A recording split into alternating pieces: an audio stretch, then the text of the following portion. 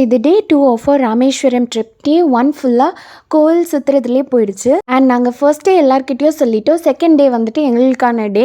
அன்றைக்கி ரிலாக்ஸாக இருந்துச்சு. தனுஷ்கோடி போய் சாப்பிட்டுட்டு அப்படியே கிளம்பணும் அப்படின்றது தான் பிளான். பெரியவங்க எல்லோரும் நாங்கள் ரெடி ஆகிறதுக்கு முன்னாடியே கிளம்பி கோவிலுக்கு போயிட்டாங்க. ஸோ நாங்கள் பொறுமையாக எழுந்து ரெடி ஆனோம்.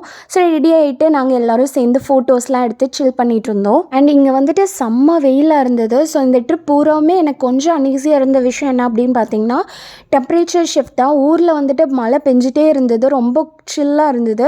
ஸோ அங்கே ட்ராவல் பண்ணி போகிறப்ப ரொம்ப ஹீட்டாக இருந்தது. அதுலேயும் தனுஷ்கோடி கம்பேரிட்டிவ்லி ரொம்ப ஹாட்டாக இருந்தது. ஸோ நாங்கள் தனுஷ்கோடி போகிற வழியில் கோதண்ட ராமர் கோவில் இருந்தது. ஸோ அங்கே கூட்டமாக இருந்ததுனால நான் கார்லேயே இருந்துட்டேன். ஸோ அது வெளியே வந்துட்டு இந்த ஃப்ளோட்டிங் ராக் இருந்தது. ஸோ நான் பண்ண பெரிய தப்பே அதை தூக்கி பார்த்தது தான். ஸோ அந்தளவுக்கு வெயிட்டாக இருக்கும்னு நான் நினைக்கவே இல்லை. ஸோ தூக்கி பார்த்துட்டு கீழே விட்டதுக்கப்புறம் தான் கையை பார்க்குறேன், ஃபுல்லாக ஸ்க்ராச்சஸ். ஸோ அதில் கடல் காற்று பட்டதும் இன்னும் எரிய ஆரம்பிச்சுது.